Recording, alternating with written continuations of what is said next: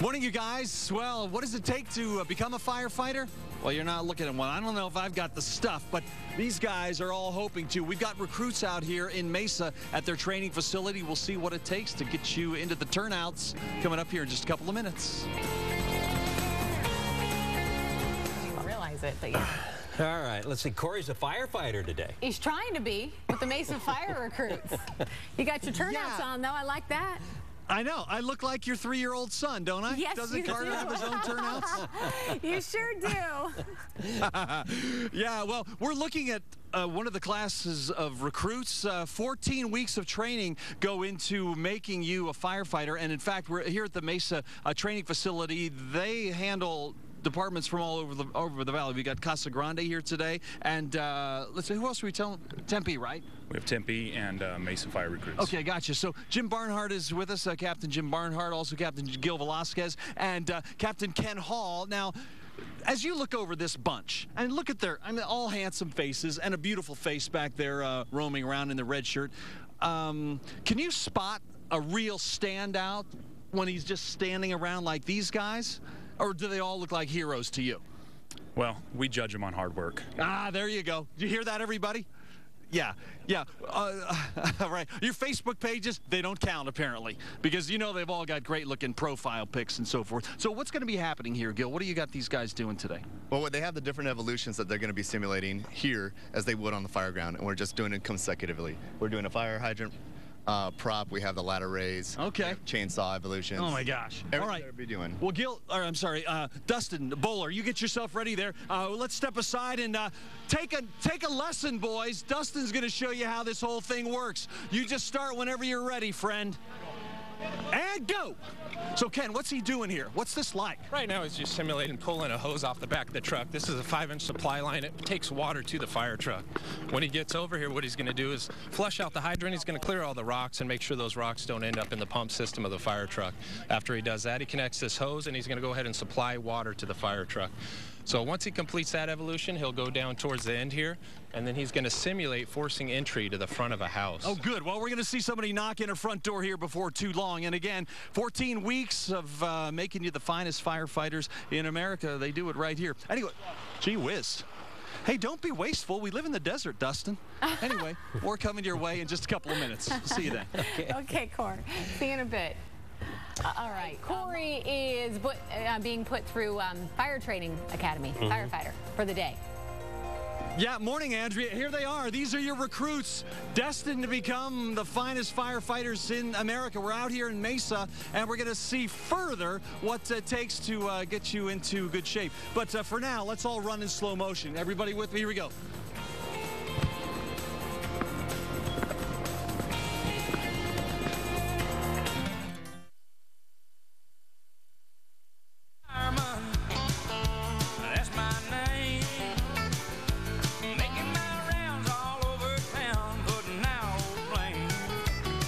Andrea knows the words to this song. I love this song. You love this song. That's your man. Probably because every wedding I've ever gone to that included a firefighter, this song was played at.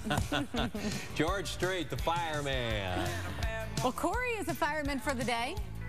Trying to be. He looks good in the uniform. Doing pretty good. I think you're doing a great job. Yeah. Oh, you got your, look at you got your equipment. All I do is and run around for, I get about 30-second bursts, and that's about all I've got going. But, Andrea, you well know what it takes to not just become a firefighter, but to maintain the kind of training and physical ability that is so important out here. And we're going to see a little bit more of what it takes. We got Brendan down here.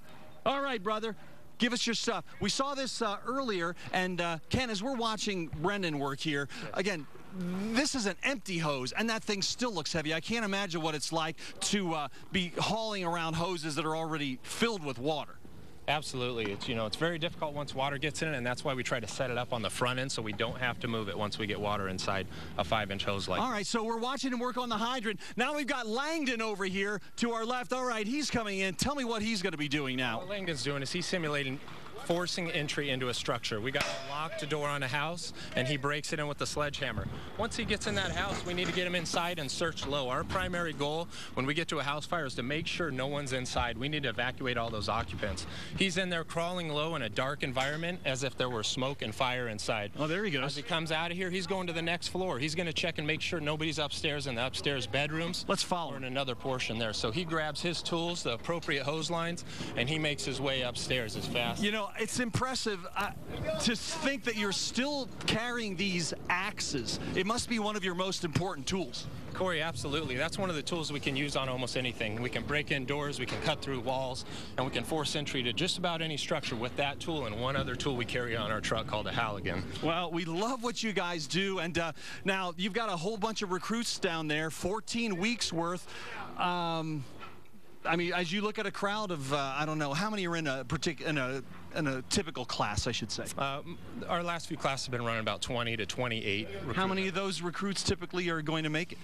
You know, it just varies by class, depending on the type of members we get, their work ethic, and how successful they end up in the academy. Wow. Well, I'll tell you, it is impressive to watch. And thank you so much for sharing all your talents. Langdon, thank you. You just keep walking there, son. You got about 6 floors to go. How do you do it? And Andrea, Ken was telling me that the typical time on scene in the summertime, and I was saying you probably get asked all the time by other departments around the nation what it's like to fight a fire in Phoenix or Mesa or in the Valley in July. How much time can a firefighter spend working before he has to be expelled? Well, you know, it really depends on that firefighter's physical condition. Somebody who's in very good shape, they train a lot like this, which we do at Mesa Fire and Medical, they can last a little longer. But somebody who is not in very good shape may only last 10 minutes or so in the heat of summer with all that gear on. Wow. Well, the physical training proves everybody wins, right? If you're in great shape. Absolutely, and that's our primary goal, is to preserve our members and reduce any possibilities of injuries. All right, Ken Hall, thank you so much, and thanks to the whole gang here at the Mesa training facility. Oh, he's on his way down. Well done, my friend. Oh, yeah. I hope there's a Diet Coke waiting for him, Andrea. You know, the elixir of life? Yeah, don't they have a big tanker full of that stuff? Pump that into his mouth. I might join up if that were the case. I don't think he needs a Diet Coke. He can have all the Coke he wants. Okay, he can have the sugary stuff. Okay, Cory. Oh, we have the utmost respect for all of our firefighters here in the Valley. All right.